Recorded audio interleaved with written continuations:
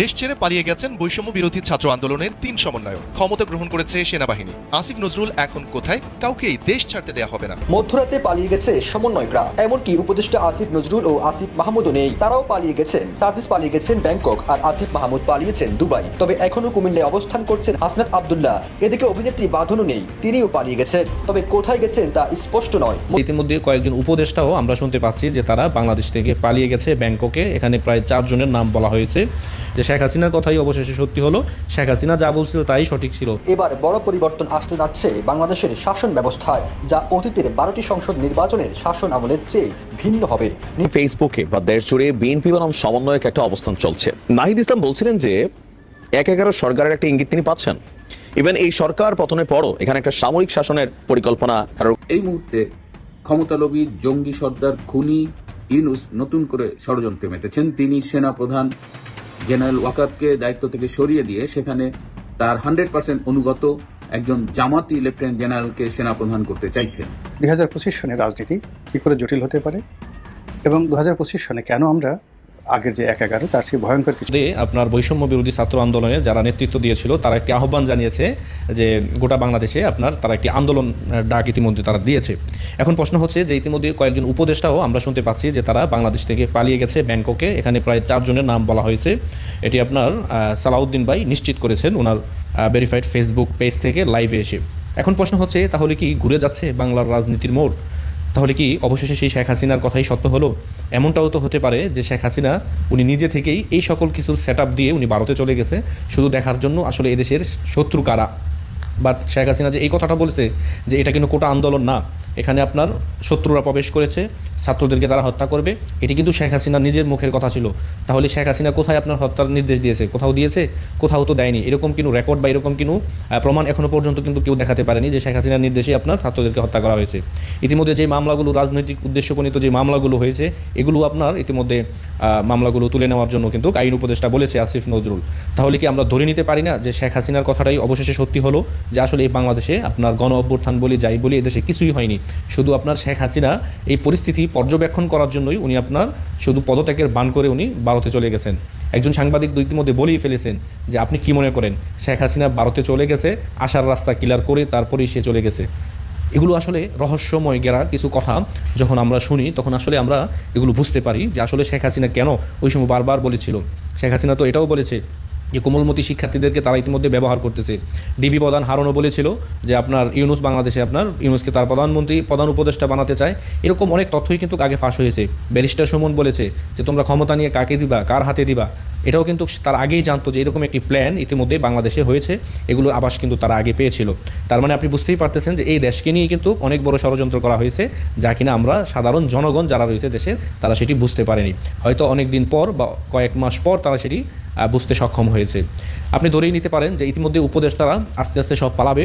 তারা ইতিমধ্যে এক একজন 1000-2000 কোটি টাকার মালিক ইতিমধ্যে তারা হয়ে গেছে, এবং কি তারা বিদেশে গিয়ে আরাম আয়েসে তারা তাদের জীবনযাপন তারা উপভোগ করবে, এবং কি তারা হিউজ পরিমাণের অর্থ বাংলাদেশ থেকে তারা পাচার করে ইতিমধ্যে নিয়ে গেছে, এবং কি তারা এই টাকা দিয়ে তাদের পরিবার সহ তারা মোটামুটি তাদের আজীবন মানে তার মৃত্যুর আগ পর্যন্ত চলার মতন যেই অর্থের প্রয়োজন সেগুলো তারা ইতিমধ্যে এই 5 মাসে তারা ইনকাম করে ফেলছে।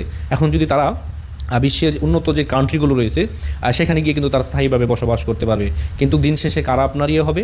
এদেশের সাধারণ জনগণ। তাদের পকেট কেটে ইতিমধ্যে টাকা নেওয়া হয়েছে ব্যাড ট্যাক্সের নাম দিয়ে, এবং কি যারা সাধারণ শিক্ষার্থী ছিল তারাও কিন্তু আপনার ক্ষতিগ্রস্ত হয়েছে এই আন্দোলনের মাধ্যমে। তাদেরকে 10টি টাকা সহযোগিতাও দেওয়া হয়নি, প্লাস তাদের নামে যে জুলাই ফাউন্ডেশন গঠন করা হয়েছে সেখান থেকেও কিন্তু তাদেরকে কিন্তু অর্থ দেওয়া হয়নি। তার মানে সার্জিস মলম বিক্রেতা সেই ইতিমধ্যে আপনার পদত্যাগী করে ফেলছে। তার মানে বুঝতেই পারতেছেন যে আসলে তারা ইতিমধ্যে পালানোর যে রাস্তা তারা সেগুলো আপনার তৈরি করতেছে। তারা ইতিমধ্যে জানে যে এই দেশে কি হবে এবং কি আগামীতে কি হবে এটাও তারা ইতিমধ্যে বুঝে ফেলেছে। তার মানে তারা যে এই রাষ্ট্রের শত্রু, দেশের জনগণের শত্রু, রাষ্ট্রের শত্রু, তারাও ইতিমধ্যে সেটি খেয়ে ফেলেছে যে আমরা আর আমাদের রক্ষা নাই, কারণ আমাদেরকে বাঁকতেই হবে, মানে পালাইতেই হবে, নাইলে এছাড়া আর কোনো রাস্তা আমাদের খোলা নেই। আপনি দেখতে থাকেন সামনে কি হয়। অনেকগুলো দেখবেন ইতিমধ্যে পালিয়ে গেছে, সামনে দেখবেন আরও অনেকগুলো পালাবে বাংলাদেশ থেকে। তখনই বুঝতে পারবেন যে তারা কত বড় বাটপার এবং কি টাউট ছিল। এদেশের মানুষের মন নিয়ে তারা চিনিমিনি খেলছে, জনগণের আপনার ইমোশনকে তারা কাজে লাগিয়ে তারা আজকে হাজার কোটি টাকার মালিক হয়ে গেছে। এগুলো সামনে দেখেন না কি হয়, তাইলেই বুঝতে পারবেন যে শেখ হাসিনার কথাই অবশেষে সত্যি হলো। শেখ হাসিনা যা বলছিল তাই সঠিক ছিল। ইউনূস নতুন করে ষড়যন্ত্রে মেতেছেন। তিনি সেনা প্রধান জেনারেল ওয়াকারকে দায়িত্ব থেকে সরিয়ে দিয়ে সেখানে তার 100% অনুগত একজন জামাতি লেফটেন্যান্ট জেনারেলকে সেনাপ্রধান করতে চাইছেন। তিনি দেখেছেন যে অনেক বিষয়েই জেনারেল ওয়াকার তার প্রতি শতভাগ অনুগত নয়। যেমন জেনারেল ওয়াকার চাইছেন একটা দ্রুত নির্বাচন দেশে হোক। জেনারেল ওয়াকার চাইছেন ভারতের সাথে আমরা যেন কোনো রকমের সংঘাতে না জড়াই। এটি ডক্টর ইউনূসের পছন্দ নয়। ডক্টর ইউনূস এই মুহূর্তে নির্বাচন চান না। মুখে তিনি যাই বলেন, তিনি চান তার যতদিন ইচ্ছা তিনি ক্ষমতায় থাকবেন। এই যে যতদিন ইচ্ছে ক্ষমতায় থাকবেন, এর কারণে তার একটি শতভাগ অনুগত সেনা প্রধান দরকার, যেটা জেনারেল ওয়াকার থাকলে সম্ভব হচ্ছে না। এই জন্য তিনি সেনাবাহিনীর quartermaster general lieutenant general Mohammad Faizur Rahman তাকে সেনাপ্রধান করতে চাইছেন। কে এই ফয়জুর রহমান? এই ফয়জুর রহমানের শ্বশুর হল জামাতের সক্রিয় নেতা এবং ফয়জুর রহমান নিজেও জামাতপন্থী। কেন তাকে সেনাবাহিনীতে এই মেজর জেনারেল লেফটেন্যান্ট জেনারেল হতে দেওয়ার সুযোগ দেওয়া হয়েছিল এবং সে মেজর জেনারেল হয়েছিল শেখ হাসিনা সরকারের আমলেই? সেটি অনুসন্ধান করতে গিয়ে আমরা দেখেছি যে সাবেক সেনা প্রধানের বিভিন্ন কর্মক্ষেত্রে দায়িত্ব পালন করেছিল এই ফয়জুর রহমান। সুতরাং সাবেক সেনা প্রধান অনেকটা দায়িত্ব নিয়ে সেই সময়ে সরকারের সিদ্ধান্তের বাইরে গিয়ে এই ফয়েজকে মেজর জেনারেল করেছিল এবং আজকে তার ফল ভোগ করতে হচ্ছে সারা দেশবাসীকে। ইউনূস তার এই ষড়যন্ত্র বাস্তবায়ন করার জন্য আইএসআই এর 4 জন উচ্চ পদস্থ কর্মকর্তাকে বাংলাদেশে এনেছেন। আপনারা জানেন যে পাকিস্তান সেনাবাহিনী এই কুর ব্যাপারে খুব বিশেষজ্ঞ। কিছু হলেই তারা একটি নির্বাচিত সরকার বা জনগণের সরকারকে হটিয়ে দিয়ে আর্মিকে ক্ষমতা নিয়ে আসে। তো আইএসআই খুব গোপনে বাংলাদেশে এসেছে 21শে জানুয়ারি, কিন্তু এখন এটা সবাই জেনে গেছে এবং আইএসআই এর ক্যান্টনমেন্টে তারা ফয়জুরের সাথে বৈঠক করছে, ফয়জুরকে ব্যাগ দিচ্ছে। সেনাবাহিনীতে যে সক্রেটিস মাহফুজের যে হুজি গ্রুপটা আছে, যে জঙ্গি গ্রুপটা আছে, তারা ফয়েজের সাথে এবং আইএসআই এরা মিলে একটা ষড়যন্ত্র পাকাচ্ছে। কিন্তু ক্যান্টনমেন্টের অধিকাংশ জেনারেল, ব্রিগেডিয়ার জেনারেল থেকে শুরু করে লেফটেন্যান্ট জেনারেল পর্যন্ত অধিকাংশ জেনারেলই জেনারেল ওয়াকারের পক্ষে। এমনকি জুনিয়র অফিসাররাও অনেকে আমার সাথে যোগাযোগ করেছেন, কথা বলেছেন, তারা সবাই তাদের জেনারেল ওয়াকার স্যারের প্রতি সমর্থন ব্যক্ত করেছেন। এবং এই যে জেনারেল ওয়াকারকে সরিয়ে দিয়ে ক্যান্টনমেন্টের ভেতরে একটা ষড়যন্ত্র চলছে, এই বিষয়টি জেনারেল ওয়াকার নিজেও ওয়াকিবহাল আছেন এবং তিনিও এই ব্যাপারে সতর্কতা অবলম্বন করছেন এবং তিনি সহ তার অনুগতরা চাইছেন এই জামাতি লেফটেন্যান্ট জেনারেল ফয়জুরদের এই ষড়যন্ত্রটা ব্যর্থ করে দিতে। সো এই মুহূর্তে ঢাকা ক্যান্টনমেন্টে খুব ক্রিটিক্যাল সময় অতিক্রম করছে এবং দেশবাসীকে অত্যন্ত সতর্কতার সাথে পরিস্থিতি পর্যবেক্ষণ করতে হবে। আমরা দেশের বৃহত্তর স্বার্থে এই মুহূর্তে জেনারেল ওয়াকারকেই সেনাপ্রধান হিসেবে দেখতে চাই এবং কোনো জামাতি লেফটেন্যান্ট জেনারেল নয়, এবং ইউনূসের ষড়যন্ত্রকে কোনো অবস্থাতেই বাস্তবায়িত হতে দেওয়া যাবে না। তো আজকে এ পর্যন্তই। আপনাদের জানি যে আপনারা অনেক টেনশনে আছেন, ক্যান্টনমেন্টের অবস্থাও খুব একটা ভালো নয়। কালকে ঢাকার রাস্তায় অনেক ট্যাঙ্ক বেরিয়েছিল। তো এই অবস্থায় আমরা আশা করি যে ইউনূসের অন্য অনেক ষড়যন্ত্রের মতো এই ষড়যন্ত্রটিও ব্যর্থ হবে এবং এই জামাতি লেফটেন্যান্ট জেনারেল ফয়জুরের সেনাপ্রধান হওয়ার যে এই মুহূর্তের স্বপ্ন, সেটি ব্যর্থ হতে বাধ্য। দেশ ছেড়ে পালিয়ে গেছেন বৈষম্য বিরোধী ছাত্র আন্দোলনের 3 সমন্বয়ক। ক্ষমতা গ্রহণ করেছে সেনাবাহিনী। আসিফ নজরুল এখন কোথায়? কাউকেই দেশ ছাড়তে দেয়া হবে না। শুক্রবার দিনগত রাতে এমন গুজবে সয়লাব ছিল সামাজিক যোগাযোগ মাধ্যম ফেসবুক। এ রাতে একাই 3টি গুজব ছড়ান নিষিদ্ধ ঘোষিত ছাত্রলীগের সাবেক সাধারণ সম্পাদক সিদ্দিকী নাজমুল আলম। রাত 1টা 35 মিনিটে নিজের ভেরিফাইড ফেসবুক পোস্টে দেয়া এক স্ট্যাটাসে তিনি লিখেন, সব ভাগতেছে কেন? এর ঘণ্টাখানেক পরেই আরও একটি স্ট্যাটাস দেন ছাত্রলীগের সাবেক এই সাধারণ সম্পাদক, যেখানে তিনি দাবি করেন সার্জিস আলম ব্যাংকক, হাসনাত আব্দুল্লাহ কুমিল্লায় এবং উপদেষ্টা আসিফ নজরুল দুবাই। অর্থাৎ তারা যে পালিয়ে গেছেন এমন ইঙ্গিত দিয়ে স্ট্যাটাসটি লেখা হয়। এর মাত্র 9 মিনিট পর আরও একটি স্ট্যাটাস দেন নিষিদ্ধ ঘোষিত ছাত্রলীগের সাবেক এই নেতা। এবার তিনি প্রশ্ন করেন, আইন, বিচার ও সংসদ বিষয়ক উপদেষ্টা ডক্টর আসিফ নজরুল কোথায়? এই প্রতিবেদন তৈরির সময় পর্যন্ত তার ওই স্ট্যাটাসে প্রতিক্রিয়া জানিয়েছেন 10,000-এর বেশি মানুষ। এদিকে ফেসবুকে এমন গুজব ছড়ানো এবং কোনো যাচাই বাছাই ছাড়াই সেগুলোকে শেয়ার করায় সমালোচনা ও হাস্যরসের শিকার হয়েছেন সিদ্দিকী নাজমুল আলম সহ আওয়ামী লীগ ও দলটির অঙ্গ সংগঠনের নেতারা। আন্তর্জাতিক বার্তা সংস্থা এএফপির বাংলাদেশের ফ্যাক্ট চেক এডিটর কদরউদ্দিন শিশির সিদ্দিকী নাজমুল আলমের পোস্ট শেয়ার করে লিখেন, ভোর রাতে ঘুম ভাঙার পর টের পেলাম ঢাকার রাস্তায় কোনো মানুষ নেই, সবাই পালিয়ে গেছে শহর ছেড়ে। আমিও সকালে ঢাকা ছাড়ব। এদিকে নাজমুল ভাইয়ের সাথে জামাতে তাহাজ্জুদ আদায় শেষে ভোর 6টায় ধানমন্ডিতে ফুল দিতে যাবে বড়াপা। বিষয়টি নিয়ে একটি স্ট্যাটাস দিয়েছেন সাংবাদিক শাহেদ আলমও। লিখেছেন, আপার লোকজনের নাকি রাতে ভালো ঘুম হয়নি, ঘটনা কি, কিছু কি মিস করলাম? আর এমডি মিনহাজুল ইসলাম নামের একজন সাধারণ ফেসবুক ব্যবহারকারী লিখেছেন, শেষ পর্যন্ত গুজবের ওপর থেকেও বিশ্বাস উঠে গেছে আমাদের। এবার বড় পরিবর্তন আসতে যাচ্ছে বাংলাদেশের শাসন ব্যবস্থায়, যা অতীতের 12টি সংসদ নির্বাচনের শাসন আমলের চেয়ে ভিন্ন হবে। নির্বাচন ব্যবস্থা ও সংবিধান সংস্কার কমিশন যে প্রতিবেদন জমা দিয়েছে সেগুলো যদি বাস্তবায়ন হয় তবে বড় ধরনের পরিবর্তন আসবে বাংলাদেশের শাসন ব্যবস্থায়, এমনটি মনে করছেন বিশ্লেষকরা। 5 আগস্ট শেখ হাসিনার পতনের পর দেশের শাসন ব্যবস্থা অন্তর্বর্তী সরকার দায়িত্ব নিয়ে সংস্কারে হাত দেন, যার ফলে আগামীতে বাংলাদেশের শাসন ব্যবস্থায় ব্যাপক পরিবর্তন আসছে বলে মনে করা হচ্ছে। সরকার প্রায় 11টি সংস্কার কমিশন গঠন করেছে। 3 মাস ধরে মতামত সংগ্রহ করে কয়েকটি কমিশন ইতিমধ্যে প্রতিবেদন জমা দিয়েছে। এর মধ্যে নির্বাচন ব্যবস্থা ও সংবিধান সংস্কার কমিশনের দেওয়া প্রতিবেদন যদি বাস্তবায়ন হয় তবে শাসন ব্যবস্থায় ব্যাপক পরিবর্তনের সম্ভাবনা রয়েছে বলে জানিয়েছে বিশ্লেষকরা। অবাধ, নিরপেক্ষ, সুষ্ঠু নির্বাচন অনুষ্ঠানের লক্ষ্যে একটি কার্যকর ব্যবস্থা গড়তে দেশীয় সুপারিশ দিয়েছে নির্বাচন ব্যবস্থা সংস্কার কমিশন। সুপারিশ প্রতিবেদনে লেজুর ভিত্তিক সংগঠন নিষিদ্ধ, দ্বিকক্ষ বিশিষ্ট সংসদ ও স্থানীয় নির্বাচন দলীয় প্রতীক না রাখার সুপারিশ রাখা হয়েছে। এছাড়া ইভিএম ব্যবস্থা বাতিল ও 40% ভোট না পড়লে পুনরায় ভোট গ্রহণের প্রস্তাব এবং না ভোটের বিধান প্রস্তাব রাখা হয়েছে। এছাড়াও নতুন দলে নিবন্ধন শর্ত শিথিল, সদস্য তালিকা ওয়েবসাইটে প্রকাশ বাধ্যতামূলক এবং অপরাধ ও সাজাপ্রাপ্ত লোকদের দলে সদস্য হতে না পারা, দলীয় তহবিল ব্যবস্থাপনায় স্বচ্ছতা নিশ্চিত করতে আয় ব্যয়ের হিসাব দেওয়ার কথা বলা হয়েছে। প্রার্থী মনোনয়নপত্রের সাথে 5 বছরের আয়কর রিটার্ন জমা দেওয়া এবং মিথ্যা তথ্যের প্রধানে প্রার্থীদের বাতিল হওয়ার সুপারিশ করা হয়েছে। দেশ স্বাধীনের পর থেকে এখন পর্যন্ত 12টি সংসদ নির্বাচন হয়েছে। প্রত্যেক নির্বাচনে জয়ীদের বিরুদ্ধে অভিযোগ ছিল বিরোধী পক্ষের। 12টির মধ্যে 4টি নির্বাচনে ছিল নির্দলীয় তত্ত্বাবধায়ক সরকারের অধীনে, বাকিগুলো দলীয় ও সামরিক অধীনে হয়েছে। নির্বাচনী কারচুপির ক্ষেত্রে শেখ হাসিনা সবকিছুর ঊর্ধ্বে উঠেছিলেন। আওয়ামী সরকারের আমলে সবশেষ দামি নির্বাচন হিসেবে দেশ বিদেশে পরিচিতি পেয়েছে। প্রথম নির্বাচনেও শেখ মুজিবের বিরুদ্ধেও ব্যাপক কারচুপির অভিযোগ আছে। 2025 সনে আমাদের রাজনীতি কোন পথে এগুচ্ছে? আপনি যদি মাঠের চালচিত্র দেখেন, দেশের প্রধান রাজনৈতিক দল বিএনপিকে দেখবেন যে 2025 সনের আগস্ট মাসের 5 তারিখে তারা নির্বাচন চাচ্ছে। এটি তাদের অফিসিয়াল বক্তব্য।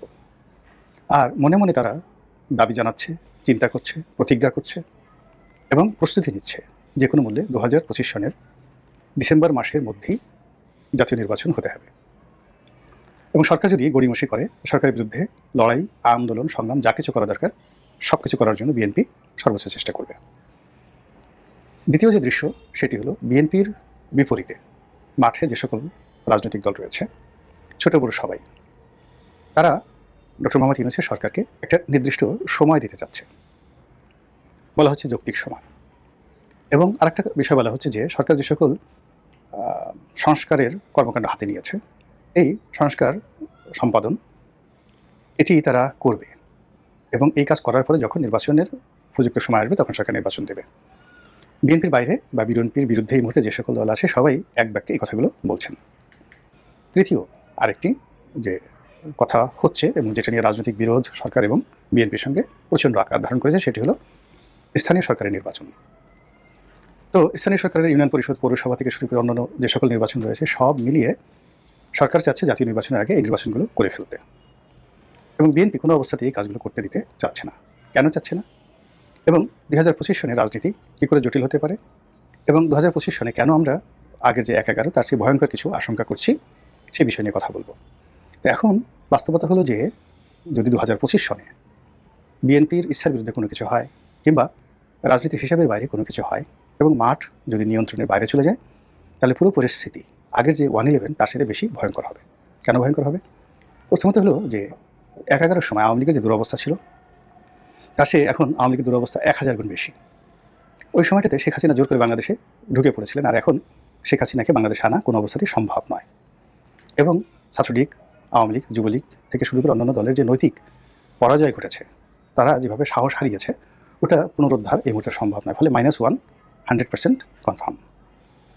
দ্বিতীয়ত -2 এর যে মূল উপলক্ষ্য, বেগম জিয়া এবং তার জ্যেষ্ঠ সন্তান তিনি বা তারা এখন দেশের বাইরে। বেগম জিয়া খুবই অসুস্থ এবং তার সুস্থ হয়ে রাষ্ট্র পরিচালনা করা, রাজনীতি পরিচালনা করা অসম্ভব বিষয়। দ্বিতীয়ত তার জ্যেষ্ঠ সন্তান জনাব তারেক রহমান, তো তিনি পরিপূর্ণভাবে একটি গণতান্ত্রিক পরিবেশ, তারপর তার দলের ক্ষমতায় বসার যে নিশ্চয়তা এবং দেশের আইনশৃঙ্খলার যে উন্নতি, এটি কাঙ্ক্ষিত পর্যায়ে না আসলে তিনি বাংলাদেশে আসার সাহস পাবেন না। এর কারণ হলো 1/11 সময় তিনি যে দুর্বিসহ দুর্ভোগ দুর্দশার শিকার হয়েছেন, ফলে তার ভিতরে একটা মিলিটারি ফোবিয়া কাজ করছে। এই ফোবিয়াটা কোনো অবস্থাতেই অন্য কোনো মানুষ চেষ্টা করলে এই ফোবিয়া থেকে নিজেকে বাঁচাতে পারবে না।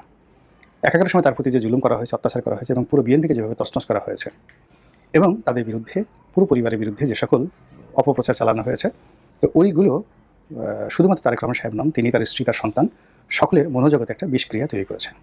তো কাজেই তিনি বাংলাদেশে আবার রাজনীতি করতে আসবেন, পরিপূর্ণভাবে তাকে জয়ের নিশ্চয়তা পেতে হবে, অথবা ওই আত্মবিশ্বাস তার জাগতে হবে মনের মধ্যে, যেটি বর্তমান পরিস্থিতিতে শতভাগ অনিশ্চিত। বরং আওয়ামী লীগের জামানাতে তিনি যদি আসতে সাহস পেতেন, তার চেয়ে বর্তমান জামানাতে তার আশাটা আরও অনিরাপদ হয়ে পড়েছে। কারণ কি, আওয়ামী লীগের জামানাতে আর যা হোক জেলখানাতে যদি যেতেন বা জেল পর্যন্ত যদি যাওয়া হতো, তাহলে একটা পর্যায়ে মানুষ আশা করতে পারতো বড় জোর জেলে খাবার কম দিত, কিংবা দেখা গেল যে সেখানে ফাঁসির আসামিদের ছেলে রাখা হতো, অপমানজনকভাবে বারবার কোর্ট কাছারিতে আনা হতো ইত্যাদি। কিন্তু এখন কি হচ্ছে, এখন আদালত চত্বর থেকে শুরু করে সব জায়গাতে যা কিছু হচ্ছে এটি বলার মতো না, উচ্চ আদালত থেকে নিম্ন আদালত সব জায়গাতে। ফলে এখানে কোনো রাজনৈতিক নেতা যার ন্যূনতম বোধ এবং বুদ্ধি রয়েছে, তিনি এই সময়টাতে ব্যক্তিগতভাবে ঝুঁকি নেবেন না, যার একবার অতীতকালে কপাল পড়েছে। তো কাজেই বাংলাদেশের যে বর্তমান পরিবেশ পরিস্থিতি, সে অনুযায়ী এই দুজনের শীর্ষ নেতার বাংলাদেশে ঝুঁকি নিয়ে ফিরে আসার যে সম্ভাবনা, স্বেচ্ছায় সম্ভাবনা বলতে গেলে নেই। এরপরে যারা বাংলাদেশের নেতৃত্ব রয়েছেন, বিএনপির একেবারে শীর্ষ যারা নেতৃবৃন্দ রয়েছেন, তারা প্রায় সবাই 70 ঊর্ধ্ব, সবারই ডায়াবেটিস, ব্রঙ্কাইটিস থেকে শুরু করে হাজারো রোগবালাই রয়েছে। অনেকের বিরুদ্ধে দুর্নীতির মামলা ছিল, এই সময় খালাস হয়েছে। এই খালাস হওয়ার কারণে তারা অনেকেই অসুস্থ হয়ে পড়েছেন। এর কারণ হলো দীর্ঘদিন লড়াই করার পর যখন মানুষের জীবনে সুখ আসে, তখন শরীর মন ছেড়ে দেয়। ফলে তারা বাকি জীবন সুখে শান্তিতে থাকতে চান, নতুন করে আর ঝামেলায়, যারা সিনিয়র নেতৃবৃন্দ 70-এর ঊর্ধ্বে যাদের বয়স, তারা কেউ নতুন করে ঝামেলায় জড়াতে চান না। ফলে কাজেই যতই তারা হুমবি তাম্বি করুন কিংবা হুমকি ধামকি দিন, আলটিমেটলি সরকারের সঙ্গে সংঘর্ষে ও সংঘাতে যাওয়ার জন্য যে নেতৃত্ব 70 ঊর্ধ্ব যারা আছেন সম্ভব নয়। তরুণদের মধ্যে যারা আছেন, অর্থাৎ যাদের বয়স 50 থেকে 60 বা 65-র মধ্যে, এদের একটি বিরাট অংশ দেশের বাইরে ছিল, বিরাট অংশ পালিয়েছিল গত 15 বছর ধরে। একটি অংশের বিরুদ্ধে দুর্নীতির অভিযোগ আছে, একটি অংশ বর্তমান শীর্ষ নেতৃত্বের প্রতি খুবই বিরক্ত, আরেকটি অংশ তাদের কোনো রাজনৈতিক ভবিষ্যৎ নেই, ফলে তার হতাশ। আরেকটি অংশ শীর্ষ নেতৃত্বের খুব কাছাকাছি, কিন্তু তাদের রাজনৈতিক যোগ্যতা নেই, পপুলারিটি নেই। কমিটি বিক্রি করা থেকে শুরু করে মনোনয়ন বাণিজ্য থেকে শুরু করে আরও অনেক কিছু এখানে ঘটে যাচ্ছে। তো ফলে সরকারের বিরুদ্ধে কার্যকর একটি আন্দোলন গড়ে তুলবে বা সরকারের ভিতরে একটা ভয়ভীতি সৃষ্টি করবে, এরকম অবস্থা বিএনপির এই শীর্ষ নেতৃত্বের আছে বলে আমার কাছে মনে হচ্ছে না। তো বিএনপির বাইরে বাকি যে রাজনৈতিক দলগুলো রয়েছে, তারা সবাই সরকারের B team, C team, D team. সরকারের কথায় তারা উঠে বসে, আবার সরকার তাদের কথায় উঠে বসে। তো এই অবস্থাতে যদি 2025 সনের মধ্যে জাতীয় নির্বাচন না হয়, তাহলে বিএনপি পরিপূর্ণভাবে 2026 সনে রাজনীতি থেকে মাইনাস হয়ে যাবে। হাজারটা কারণ আছে। এবং আগামী 6 মাস 7 মাস যদি সুযোগ দেওয়া হয় বিএনপিকে, তাহলে বিএনপির বিরুদ্ধে যে সকল জুলুম, অত্যাচার, চাঁদাবাজির অভিযোগ আসছে, এবং এগুলো নিয়ে যদি মোটামুটি সরকার একটু নড়াচড়া করে এবং অ্যাকশনে যায়, তাহলে পুরো মাঠ খালি করে দিয়ে তারা আবার পালাতে বাধ্য হবে। কাজে 2026 সনে যদি নির্বাচন দেয় বা নির্বাচনের নাও দেয়, সেটাকে প্রতিরোধ করার মতো সেই যাকে বলা হয় প্ল্যাটফর্মে আসার মতো বা রিঙে ফিরে আসার মতো শক্তিমত্তা বিএনপির হাতে থাকবে না। এরপর এই সময়টাতে, অল্প সময়, গত 5 মাসে যারা সুবিধাভোগী, টাকা পয়সা যারা আয় রোজগার করেছে, তারা অনেকেই বিদেশে পাড়ি জমানোর চেষ্টা করছে, অনেক টাকা বিদেশে পাচার করার চেষ্টা করছে, অনেকে ভোগবিলাসে মত্ত হয়ে গেছে, আর এসব ধরনের মানুষ দলের জন্য লায়াবিলিটিস হয়ে পড়ে। তো সব মিলিয়ে 2025 সনে যে রাজনীতির বাস্তবতা, সেই বাস্তবতাতে যদি সবই স্বাভাবিক থাকে, আলহামদুলিল্লাহ,